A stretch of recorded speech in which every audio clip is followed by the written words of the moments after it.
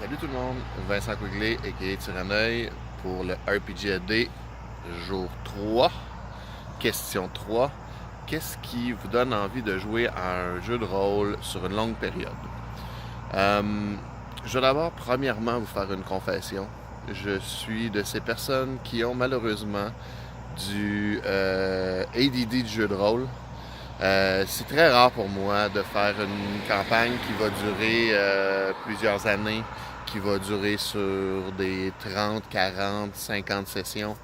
Euh, Normalement, le plus long que je fais avec un jeu, c'est entre 8 et 10 sessions.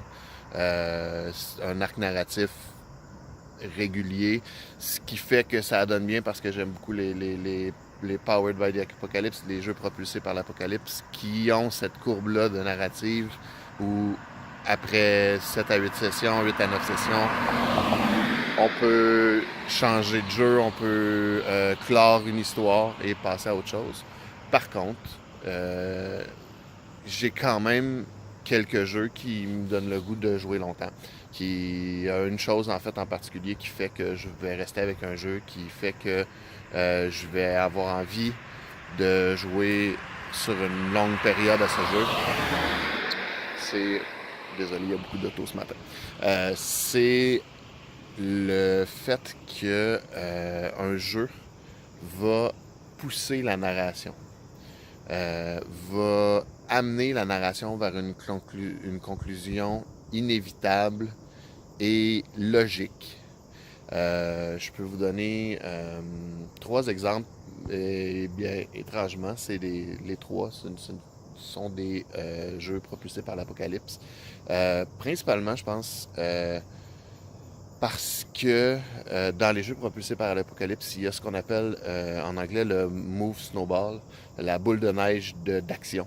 C'est-à-dire que plus on roule les dés, plus ça fait avancer la narration, plus ça nous force à rouler plus de dés, et etc., etc. Donc, il y a cette espèce de momentum vers l'avant, vers la narration, vers l'action, vers une conclusion éventuelle où tout va mal et tout se résout finalement au final. Euh, donc, je vous parle de ces trois jeux qui me donnent le goût de jouer longuement. Euh, le premier, c'est Apocalypse World, le père des jeux propulsés par l'Apocalypse. Le deuxième, c'est Urban Shadows, qui est un jeu propulsé par l'Apocalypse qui nous permet de jouer du Urban Fantasy. Et le troisième, c'est Monster Heart, où on joue des monstres adolescents avec tout le teen et le angst et tout le teen drama qui vient avec.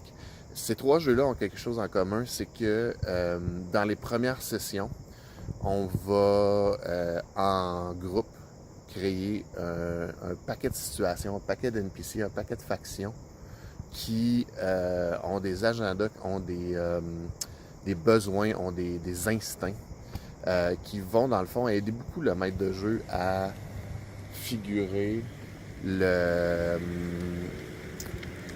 ce que la narration demande en tant que telle, de ce que l'histoire demande. Euh, après, il est facile pour le maître de jeu de se tourner quand il y a une situation X qui arrive et de regarder cette base de situation, faction, personnage et réagir en conséquence. Et pour moi, ça, c'est un gros plus parce que ça facilite énormément ma tâche de maître de jeu. C'est quelque chose que j'aime beaucoup parce que il y a aussi une logique dans la façon dont le jeu se déroule et il n'y a pas j'ai pas à bâtir des centaines d'histoires de toutes pièces parce que l'histoire demande une logique, demande à ce qu'on aille à un certain endroit de par ce qui s'est passé dans les mécaniques dans le fond du jeu, de par ce que les joueurs ont fait, l'histoire s'en va vers une conclusion logique. Et ça, c'est quelque chose que moi, en tant que maître de jeu, me plaît beaucoup. Et on m'enlève énormément de responsabilités tant qu'à la création d'un scénario, d'une histoire. Et c'est ce qui fait qu'un jeu, pour moi,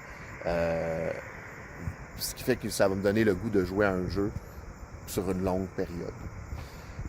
Donc, c'était Vincent Quigley, qui est Tyranneuil, pour la question 3 du RPGAD. On se voit demain pour la question 4.